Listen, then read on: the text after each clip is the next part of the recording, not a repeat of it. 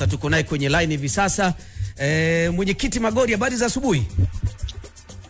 Nzuri Juma. Kuna nini huko? Sisi huko tu jambo bwana, tunaendelea vizuri. Mbona umewahi kuuliza kuna nini? Tunasalimiana kwanza. Nimesikia kwamba sasa tunaenda, ni kama vile kitu kilishakuwa kimeongelewa huko. Hapana, tulikuwa ndo tunapasha kiporo kidogo kujiweka sawa. Okay. Yes, tuko na wewe Magori live hapa katikati, kwa maana hizi siku 3 zilizopita tulipokea taarifa nyingi kuhusiana na klabu ambayo wewe unaiongoza ya Simba, kwa maana kama mwenyekiti wa bodi ya wakurugenzi, na ikitajwa mambo mengi yanayohusiana na masuala ya kiutendaji. Moja ya jambo ambalo lilikuwa linatajwa ni kwamba kuna baadhi ya wafanyakazi akiwemo CEO wa klabu ya Simba Zubeda kuongezwa mkataba pasipo na bodi kufahamu ama kukaa na kujadiliana kuhusiana na swala lake la kuongezwa mkataba. Tukumbuke alikuwa akikaimu nafasi hiyo na muda wake ulionekana tayari umemalizika. Tunahitaji utupe ufafanuzi kuhusiana na swala hili. Je, ni kweli ameongezwa mkataba? Na kama ameongezwa mkataba, utaratibu wote wa uongezaji wa mkataba wa CEO ulifuatwa kama ambavyo utaratibu wa klabu yenu inahitaji? Hizo tuma zimetoka? Tumezipata, zimetoka, tumeziona mtandaoni, na ndio maana tumekutafuta. Zimekuwa zikizungumzwa pia chini, na ndio maana sasa tunahitaji utupe ufafanuzi kuhusiana na swala hili.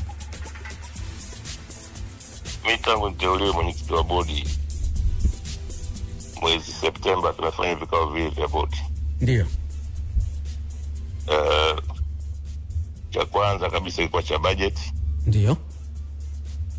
Cha pili tumefanya juzi kwa ajili ya agenda za mkutano mkuu. Hiyo swala la kuongezwa mkataba lilizungumzwa, itolewa taarifa huko nyuma wakati mimi ni mjumbe wa bodi, kwamba mwenyekiti wa bodi alikuwepo alishaongeza mkataba baada ya kuona hakuwezi kuwa na vacuum, na alikuwa ametenda vizuri, hakuna tatizo lolote, akawa ameongeza mkataba. Sasa sinashangaa hili swala kwa nini linakuja sasa hivi. Kwanza huo mkataba umeongezwa kitambo tu wakati mimi ni mjumbe wa bodi. Sasa linakuja sasa hivi, imetoka wapi? Na huyu mtu aliyelileta, kwa nini asiwe wazi basi aliyelileta? Kama ni mjumbe wa bodi aseme, angesema kwenye bodi kwa jamani imekuaje? Tumefanya vikao viwili vya bodi pale, hapo kuwepo hiyo hoja. Hii ni watu wanatapatapa kuelekea mkutano mkuu wa tarehe 30. Wanaleta hoja ambazo hazina mashiko. Kwa hiyo wanafikiri kwamba wanaweza wakapata solution au wanaweza wakapata ufumbuzi wa ajira ya CEO kwenye vyombo vya habari. Ajira CEO ufumbuzi wake unapatikana kwenye vikao vya bodi. Kwa hiyo huyo mtu analizungumza hapa akapime kwanza uwezo wake na akili yake ya kufikiri kwanza. Hawa ndio watu wanataka kuleta vurugu ya mkutano mkuu uharibike. Unajua duniani hapa kuna watu wanafikiri kwamba wao lazima wa viongozi wa Simba. Siku wakitoka kwenye uongozi basi Simba yote ni mbaya. Hawa watu Simba waogopeni kama ukoma. Kama na Simba anasikia mtu anayefikiria kwamba yeye akishatoka kwenye uongozi basi Simba ina matatizo, huyo mtu tumuogope kama ukoma. Au ukiona mtu yasipokuwa kwenye uongozi kazi yake ni kulaumu uongozi hadharani, huyo mtu muogopeni kama ukoma. Magori, huyu ni nani? Ni nani? Kwa sababu Simba wameongozwa na watu na wamepita wengi. Huyu ni nani ambaye unamzungumzia? Simjui ni nani, lakini ndio huyu aliibua hoja sasa hivi kuelekea mkutano mkuu wa wanachama juu ya ajira ya CEO ambayo ongezeko limefanyika huko nyuma, analileta sasa hivi. Na maana yake ni kwamba huyu mtu aidha alikuwa kwenye bodi au yuko kwenye bodi, basi yeye anataka kuleta vurugu. Kwa sababu katika hali ya kawaida, ndio kama kweli mtu huyu ametokana na bodi, sema kwamba imeamuliwa hivyo, ndio angeleta kwenye bodi. Tumefanya vikao viwili vya bodi, mimi nikiwa mwenyekiti, CEO akiwepo, hilo jambo kulizungumzwa. Sasa analileta huku ili iwe nini? Na wakati kwamba wachochee wanachama tarehe 30 waanze kusema bodi inafanya vitu ambavyo sivyo. Lakini wakati ukiwa mjumbe wa bodi umezungumza wazi kwamba hili swala la CEO lilikuwepo, lililetwa wewe ukiwa kama mjumbe. Lilifuata utaratibu wa yeye kuongezwa, utaratibu wa kawaida. Kuna mambo mawili. Ndiyo. Mwenyekiti alisema mimi kwa sababu CEO ulikuwa unaisha na sikuona kwamba katikati ya mashindano kuna haja kuongeza, tunaenda kwenye msimu mpya. Akawa amefanya extension. Na ndio utaratibu na aliripoti. Okay, na ndio utaratibu unaotakiwa. Sasa kama alizungumza wakati ule kwamba nimekufanya extension ya mkataba wa CEO na bodi ikaridhia, manake izungumzwe kwenye bodi na bodi ikaridhia, ndio hawakupinga. Sasa hiyo hoja, kwa sababu ungeweza kumkatalia kwamba hapana mwenyekiti, kwa manake alikuongezwa mkataba kwa CEO ulifuata utaratibu. Yes, bodi kisha ilifuata utaratibu. Ndio. Hata hivyo mimi nilikuwa napitia mikataba ya wafanyakazi pale. Kuna wafanyakazi pia wameongeza mkataba.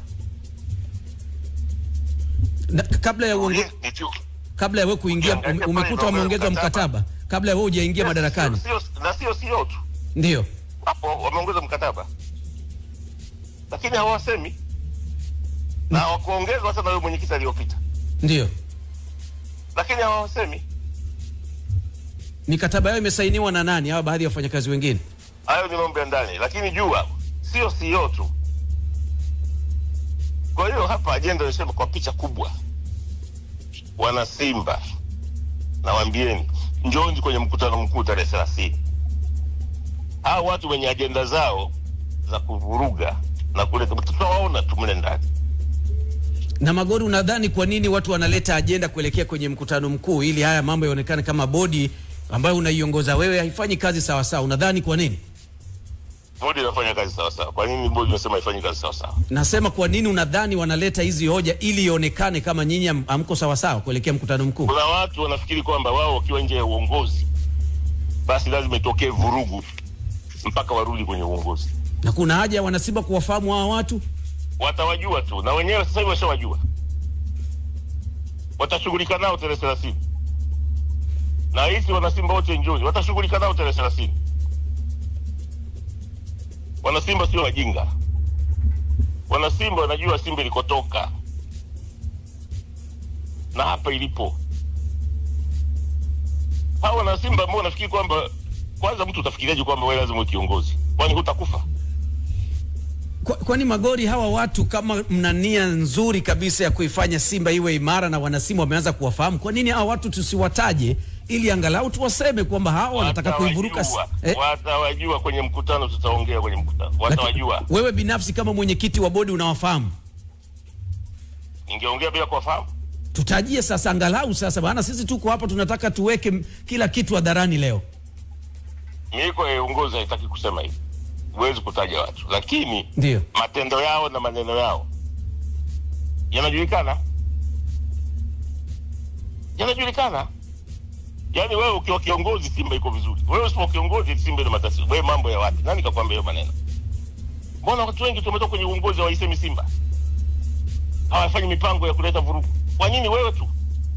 Au kwa nini nini tu? Lakini Magori, bado watu wanajiuliza. Nikupe mfano. Usio imeongezwa huko nyuma huko. Mbona haikusemwa? Tunasemwa sasa hivi.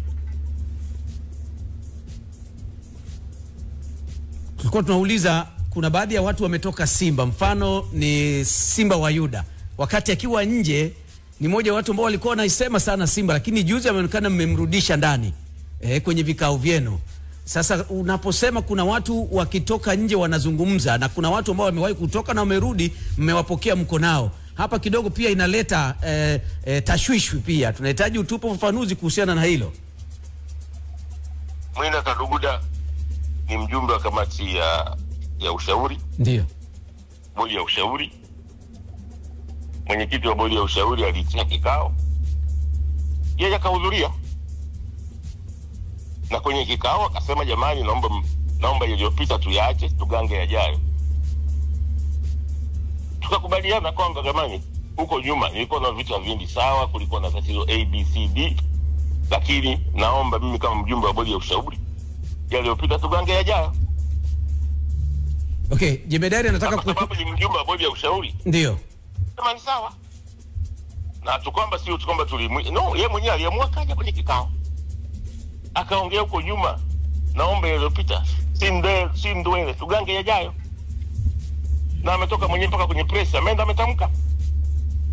Sasa huoni kwamba hata hawa ambao leo mnawahisi nao wanaonekana wamekaa pembeni, mwaweka pembeni kama mlivyomweka mzee Kaduguda, na wao wanahitaji kurudi ndani?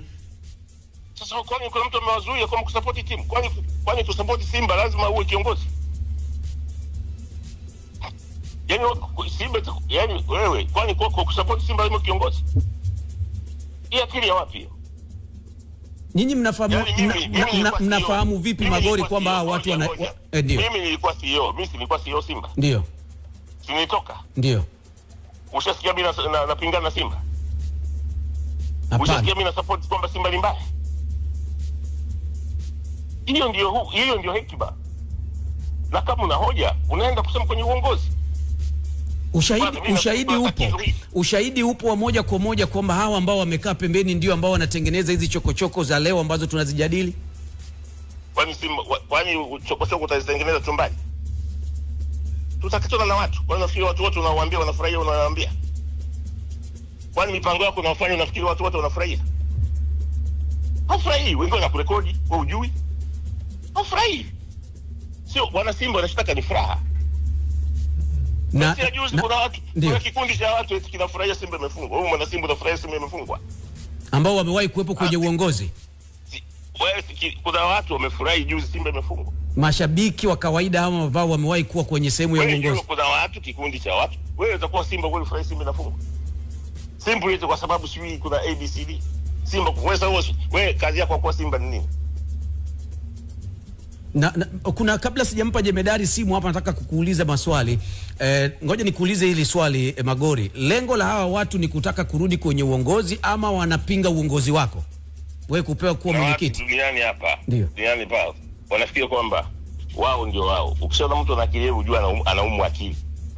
Afya akili unajua. Ukipita wakati wako, tulia support. Kama unataka kurudi, utakuja uchaguzi, gombea, rudi. Kama unahisi hivi. Waacha wenzako nao wafanye kazi. Ukipita wakati wako, acha. Kama unataka kurudi, unakuja uchaguzi, gombea. Kaonyeshe umahiri wako. Wana Simba uza sera, watakuchagua. Okay. Huu ndio ustaarabu, huu ndio uungwana, huu ndio uongozi. Jemedari nataka kukuuliza maswali machache hapa. Mzee Magori, assalamu alaikum. Alaikum salam Jemedari. Sasa nimekusikiliza kwa umakini na nadhani nianze kwa kusema kwamba unachotaka kutuambia kwamba Simba hamko wamoja. Bana, Simba tupo wamoja. Hao vikundi hivyo wanataka kuleta fujo. Jumapili wanachama wataonyesha. Mimi naomba wanachama wa Simba waje Jumapili kwa wingi. Ambao na wenyewe ni Simba pia lakini. Ni Simba. Kwa hiyo maana yake kwamba kuna maana yake ushaona Simba inafungwa mtu anafurahia, huyo utakuwa ni Simba. Maana yake ni kwamba basi kuna Simba ambao wanafurahia Simba kufungwa na kuna Simba ambao wanahuzunika Simba kufungwa. Maana yake Simba imegawanyika. Ndio hicho unachotaka kuwaambia wana Simba?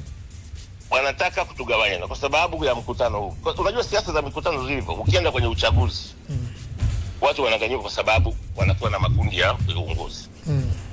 Lakini unaenda kwenye mkutano wa kawaida wa mwaka. Tunaenda kubadilisha katiba. Watu wanaunda makundi. Sasa makundi hayo mpaka anafikiria kwamba ili labda ajenda yako ifanikiwe, tufurahie Simba kufungwa. Unajua wewe ni ugonjwa wa akili. Lakini kwani kikubwa nini kwenye mkutano huu? Kwa sababu mimi ninavyojua ajenda za mkutano mkuu ni ajenda za kikatiba. Ziko tayari. Sasa ajenda nyingine ni nini? Marekebisho ya katiba. Marekebisho ya katiba. Sasa what is so special kwenye marekebisho ya katiba kiasi kwamba watu wanaamua kuunda vikundi? Kuna eneo gani ambalo linapaswa kuundiwa vikundi ambalo linaleta sintofahamu? Kuna ajenda ziko mle zinatengenezwa. Wanataka kulazimisha hizo ajenda zikafanyike mle. Wao wanahisi kwamba ajenda hizo zikifanyikiwa zikapita. Kama zipi? Basi wao watakuwa wamepata nguvu. Zipi hizo? Tutaziona kwenye mkutano mkuu kwa sababu ile ajenda ni za mkutano mkuu, tutaziona kwenye mkutano mkuu. Unajua kwa nini nauliza kwamba wana Simba hamko wamoja, na hili limekuwa likisikika.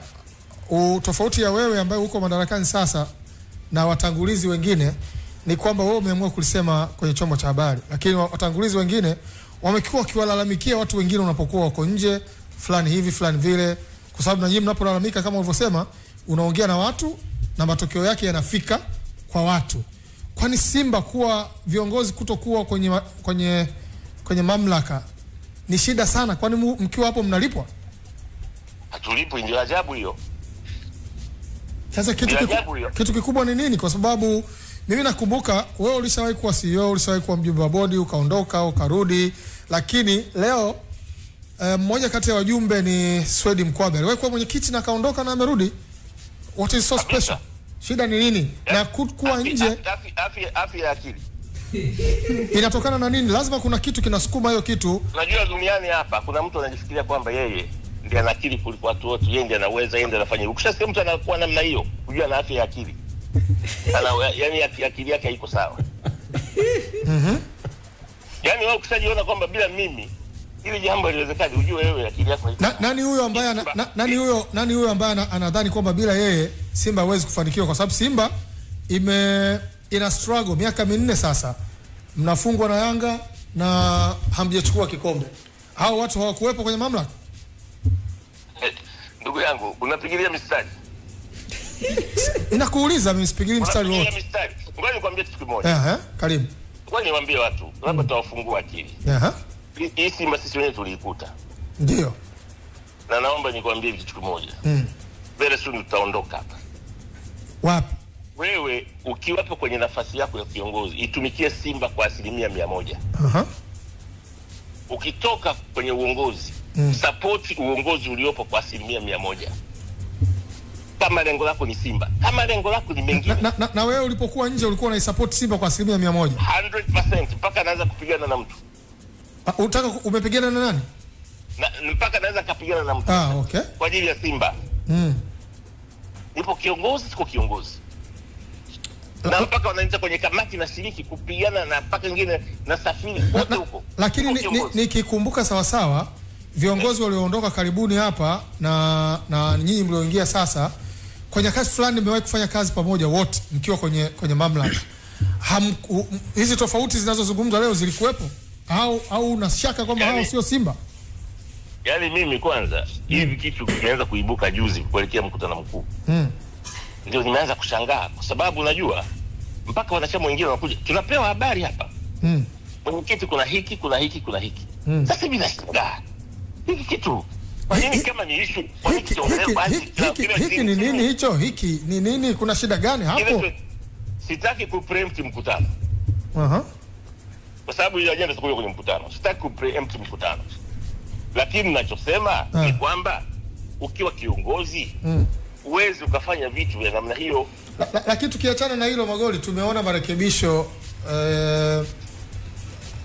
ya katiba ya Simba Sports Club ambayo Simba Sports Club ya katiba ya 2018 yametoka BMT, yameandikwa kwa afisa mtendaji mkuu, na kuna baadhi ya vitu vimezungumzwa humu. Sijui wewe kama mwenyekiti wa bodi umeiona hiyo? Niliona, tumejadili kwenye bodi na majadiliano ya bodi hiyo kulingana na hiyo ripoti ya BMT, lakini pia kuna ripoti ya mwanasheria mkuu wa serikali. Ndio. Ambayo ilihusisha taasisi zote. Ndio. Kwa hiyo tulijadili yote kwa kina kwenye bodi, tukaja na mapendekezo yote ya marekebisho ya katiba. Kwa hiyo hayo yatakuwa kwenda table kwenye mkutano mkuu. Yanakwenda kuwa table kwenye mkutano mkuu. Yes. Una nafasi walau tulizungumze moja mbili ambayo kwa mfano kwenye kipengele cha nataka niendeshe mkutano mkuu radio tena ndugu yangu. Hapana, sizungumzi. Hatuwezi kuendesha mkutano mkuu radio. Mimi nafuata procedure, utaratibu ambao unafuatwa. Sizungumzie mkutano mkuu. Hata maoni ya wanachama ambayo yamekuja tumejadili kwenye bodi na yote tumeincorporate kwenye majibu yake kwenye mkutano mkuu. Kwani ilivyo sasa mwenyekiti wa Simba hawezi kuitisha mkutano mkuu? Anaitisha. Mbona kwenye hao marekebisho? Mbona kwenye hao marekebisho inaonekana sasa kama mwenyekiti wa Simba awe na hayo mamlaka ya kuitisha mkutano mkuu? Tumekwenda kuna marekebisho yanakuja kulingana kwamba na hoja ambazo zimetoka BMT, hoja zimetoka kwa serikali, hoja zimetoka kwa wanachama. Tumekuja na kitu ambacho ni kizuri kwa ajili ya club. Ndio mapendekezo yetu tumekuja. Yatakwenda kusoma kwenye mkutano mkuu. Kwani kwa mujibu wa katiba ya Simba hakuna mtu mkurugenzi anayeshirika na wanachama? Nafasi hiyo ipo, lakini kwa hajaajiriwa. Mbona kama mapendekezo ndio yanataka aajiriwe huyo mtu kwa wakati kwenye katiba yapo? Yupo hata kwenye structure ya Simba yupo, ila alikuwa hajaajiriwa. Muda mrefu umepita, lakini wewe mwenyekiti wa bodi, kwa nini na nyinyi bodi ndio mnaajiri CEO anaajiri hawa watu? Kwa nini hamjiajiri mwenyekiti mkurugenzi wa wanachama kwa muda mrefu? Mimi na miezi miwili tu. Hiyo ni ofisi, ukichukua unachukua na unabeba kila kitu. Sasa hivi wewe ndio CEO, wewe unapaswa kuyajua ya nyuma pia. Yalikuwepo wakati yalikuwepo tupendekeza kuajiri, lakini ifanyike interview ile ikaonekana watu wale hawana sifa ambazo tunahitaji katika Simba ambayo ni ya kisasa. Okay. Kwa hiyo zoezi kabili rudi, tukasema litarudiwa upya kwa CEO kutengeneza hadithi za rejea za huyo mtu ambaye tunamtaka awe mkurugenzi wa wanachama katika era hii. Sio mkurugenzi wa wanachama wa miaka ya 70. Okay. Na kwamba kwenye marekebisho kwamba mwenyekiti yao ndio mwenyekiti wa bodi, mwenyekiti wa Simba Sports Club. Hiyo mimi sijasikia, ndio nasikia sasa hivi. Hamkuijadili hamkuijadili? Wala tukujadili. Haikuja hii. Sikuona hiyo pendekezo. Ila kwenye mkutano mkuu itakuwepo. Sijui, mimi kwa sababu ajenda yake sijaiona hiyo. Sasa nafikiri utaonyeshwa kwa sababu naona kuna sehemu kama ipo hiyo. Haina shida, watu watajadili. Simba haina kamati ya utendaji kwa sababu Simba ina bodi ya wakurugenzi. Inaweza mkawa na vitu viwili kwa wakati mmoja, kamati ya utendaji na bodi ya wakurugenzi at the same time. Sijui naongea, lakini hiyo itakuja kwenye nani?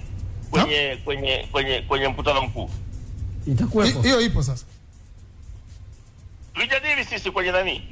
Kwenye bodi na tuna mapendekezo yetu. Umekuwa makamu wa rais wa TFF na tena katika nyakati ambazo marekebisho ya katiba ya TFF yamefanyika kutoka iliyokuwa FAT na kuja TFF na kuviunda hivi vitu ambavyo vilabu vinatengeneza katiba zake kulingana na katiba ya TFF. Wewe kwa uzoefu wako unafikiri hiyo is it workable? Unaniuliza mimi kama mtaalamu? Kama mtaalamu ndio. Wewe umeshiriki kwenye haya mambo? Ndio maana nakuuliza. Sisi tulitoa katiba za mfano za vilabu. Huwezi kuwa na taasisi mbili ndani ya taasisi moja. Nyinyi hapo umetumia neno kwamba TFF, sio? Wakati huo. Yes. Huwezi kuwa na taasisi mbili ndani ya taasisi moja. Ukiwa na maana? Tumesema wewe sio kamati ya utendaji, sio bodi. Aidha una bodi au una kamati ya utendaji. Huwezi kuwa na taasisi mbili ndani ya taasisi moja. Kama ni kamati tendaji ni kamati tendaji, kama ni bodi ni bodi. Kama ni bodi ni bodi. Huwezi kuwa na taasisi mbili na taasisi moja. Kama unaniuliza katiba za mfano za TFF ambazo zilikuwa na klabu za kampuni, klabu za wanachama na klabu za majeshi. Na katiba zao kitengeneza mimi na ndugu Tenga. Na rais. Yes, Rais Tenga. Marekebisho ya neno mwekezaji na wawekezaji? Hiyo inaweza kutumika tu kwa sababu huwezi kujua unaunda katiba ya miaka 10. Mwaka kesho sio tena tunataka mwekezaji ameamua kuongeza mwekezaji mwingine tukataka kurudi tena kwenye marekebisho ya katiba. Hiyo inawezekana tu. Lakini kisheria sio ni kama ni shida. Kisheria ukishakuwa na wingi na neno la umoja, mmejiridhisha kwamba mwekezaji, katiba itamke mwekezaji sio wawekezaji sio mwekezaji. Kisheria hiyo imekaa. Sidhani kama kuna shida na hiyo mambo ya mwekezaji ni mmoja, lakini wawekezaji wanaanzia wawili. Sio lazima. Hilo neno limekaaje sasa? Kwa nini unataka kulirekebisha hivyo? Kwa nini nataka kuniambia kwamba lisiache tu hivyo mwekezaji? Nikupe mfano. Sisi tulitangaza tenda pale ya uwekezaji, akaja mtu mmoja. Kwa hiyo tungesema basi tunafuta kwa sababu tumesema wawekezaji. Labda taratibu zinataka kwamba watu wao wawili. Sasa kiwa mmoja, manake mtaendelea kutafuta mtu mwingine. Hiyo ilisharuhusiwa na serikali wakati wanatoa zile nini ile wale gazeti nini wanasema nini regulation. Ilikuja wakati sasa Simba ilisharuhusiwa kwa maandishi kwamba itakuwa na mwekezaji aendelee. Mbona sasa serikali no, manake BMT si ni serikali? Hao ndio wanatoa marekebisho. Tumejadili kwenye bodi. Tumejadili kwenye bodi na tumekuja na mapendekezo yetu. Kwa sababu katiba hii mapendekezo yakitoka si yatarudi tena. Yatarudi tena kwenye nani? Kwenye hayo mapendekezo yanarudishwa sasa BMT. Na tuna sababu zetu za kusema hivyo. Basi maana yake haya hayataenda kupita. Sikiliza, mkutano unasema ya kusema hivyo. Lakini pia hata mwanasheria mkuu wa serikali wakati anatoa mapendekezo, hilo wala halikuwepo. Halikuwa kama ni tatizo. Okay. Kwa hiyo limeibukia kutoka BMT. Aha. Basi mimi nafikiri jamani, maamuzi ya wanachama, hii maamuzi ya wanachama ndio yana nguvu. Ni kweli kwa sababu kiutaratibu mkutano mkuu ndio chombo kikuu chenye maamuzi ya mwisho. Na kuna watu wanataka kupitia mlango fulani hivi, wasema mlango ndio umeleka. Hapana, wanachama ndio maamuzi ya mwisho watakayoamua. Ndio wao wenye timu yao na wao ndio wenye maamuzi. Na ndio maana hata BMT wanataka bado nyinyi muajiri mtu ambaye atashughulikia wanachama, kwa sababu kwa maslahi mapana hao ndio mabosi wenu kabisa. Lakini nyinyi mmekuwa hamjaajiri muda mrefu, mnawadharau mabosi. Sasa hiyo sio kama tunawadharau, kwa sababu taratibu ikafanyika, wakapatikana, lakini bodi baadaye ikareview, ikaonekana kwamba tunatakiwa watu wenye muono tofauti. Unajua Simba ya sasa hivi wakati huu Simba imeathirika kiasi gani? Kwa sababu unajua Simba haijafanya enrollment ya wanachama wapya kwa muda mrefu. Ilikuwa haiwezi kufanya kabla ya kumaliza transformation. Kwa nini? Ilikuwa haiwezi kufanya kwa sababu tangu 2017 tulisitisha, tuanza hii process kwa ajili ya wanachama. Sasa ndio takiwa tumalize, tuanze kwa ajili ya wanachama, na tuje na mfumo wa kisasa zaidi na tupate wasimamizi mchezo. Kwa hiyo kama transformation haitomalizika mpaka 2030, maana yake bado wanachama wa Simba wapya. Kwa nini 2030? Nimeuliza tu kwa sababu muda huo nauona kama umechukua muda mrefu. Mimi nimeuliza tu. Na wala hatukutegemea kwamba itachukua muda mrefu hivi. Hii ilikuwa ni pilot project ya nchi. Na watu wote tulikuwa tunajua kwamba Simba ndio anatoa mfano, na imekwenda miaka 6 sasa. Ndio maana bahati mbaya Simba hahusiki na ucheleweshaji wa hii. Ndio sasa hivyo inawezekana ndio kwa vinafanya. Kwamba hivi sasa tumepata hata maoni ya mwisho wa serikali kupitia mwanasheria mkuu wa serikali. Kasema sasa kwenye hili fanyeni 1 2 3 4 5. Na kaendeni kwenye mkutano mkuu, rekebisheni kwa mfumo huu. Na tunaamini hili litakuwa la mwisho, sio? La mwisho sasa. Sasa kama AG ameingia na kusema kutoa tamko lake, tunaamini hii ni la mwisho sasa. Na mwanasheria mkuu wa serikali ambaye amewahi kuwa pia mjumbe wa bodi ya Simba ndiye anafahamu vizuri kabisa. Basi mimi nikushukuru. Poti. Watu wakiondoka kwenye madaraka. Sikiliza. Nani Mzee Magoli, kama ambavyo wewe hutaki kuendesha mkutano mkuu kwenye radio, na sisi hatutaki kuwashambulia watu wengine ambao hawajulikani kwenye radio. Hili jambo umeshalizungumza vya kutosha. Mimi nafikiri litoshe. Nyie ndio mmenitafuta. Tunashukuru kwa ushirikiano wako na tutakutafuta tena. Poti. Nitafuteni, mtawaambia wana Simba waje kwenye mkutano.